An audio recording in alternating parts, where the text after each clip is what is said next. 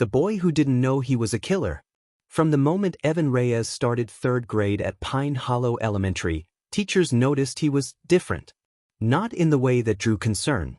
He was polite, kept to himself, always the last to leave the classroom and the first to offer help.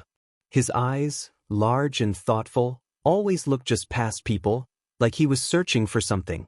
He had no friends, no enemies, just a silence about him. One teacher wrote on his report card, "Evan is gentle, almost too gentle, like he's afraid to touch the world." No one asked why. Evan had one odd habit. Every day, he would go to the school nurse's office and ask for bandages. His hands weren't bleeding. There were no cuts. He just said, "They help me feel safe."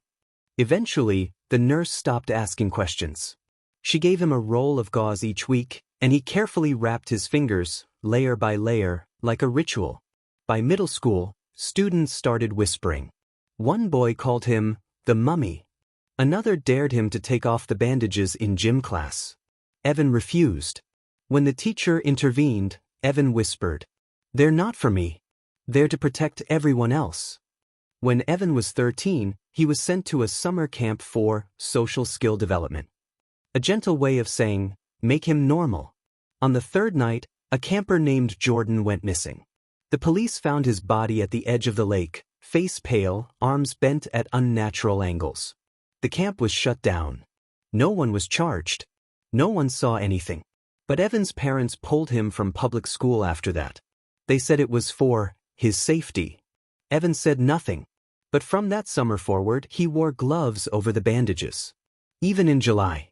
By 17, Evan was homeschooled. But he had dreams. Vivid, violent dreams. He'd wake up with blood under his fingernails, but no cuts. He once woke sobbing, repeating the words, "He shouldn't have pushed me." But his parents wouldn't explain. They shut down every question. Changed the subject. Hid old photo albums. Until the night Evan found the VHS tape. It was buried in the attic, inside a box labeled Zmaz 03. But when Evan played the tape, it wasn't Christmas. It was a child's birthday party, his own, age 5. Kids ran across a lawn. Balloons bobbed in the background. And then, the camera jolted. Screaming. A woman crying.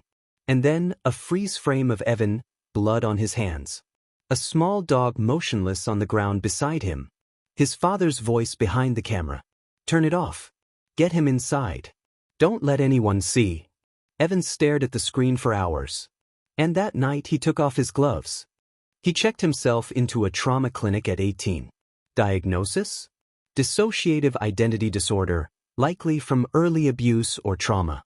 But Evan had no memory of abuse. No scars. No broken bones. Just gaps. Whole days that vanished. Dreams that felt like memories. One therapist asked him, "Do you ever hear another voice?" Evan said yes. But only when the gloves come off. 2 months into treatment, Evan received a letter. No return address. Just a single sentence. "You saved my sister's life in 2016.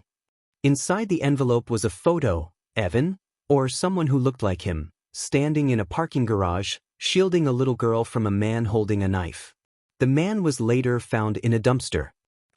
Evan had no memory of that. But he kept the photo. Haunted by doubt, Evan agreed to a monitored test.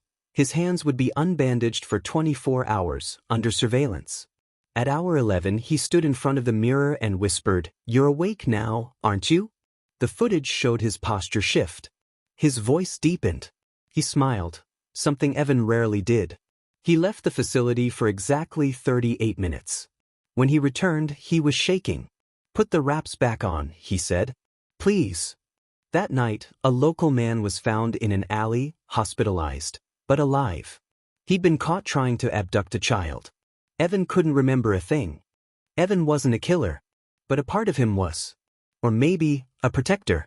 One that surfaced only when something or someone needed to be stopped. It wasn't black and white. Not evil or good. Just instinct. His brain had created an altar. Not out of malice, but out of necessity. His bandages weren't to hide danger. They were the only thing keeping it under control. Years later, Evan became a counselor for at-risk youth. Quiet. Still wearing his gloves. He never shared his full story. But he always carried the photo in his wallet. One boy once asked him, "Why do you wear gloves all the time?" Evan smiled softly and said, "So I don't forget who I am and who I used to be."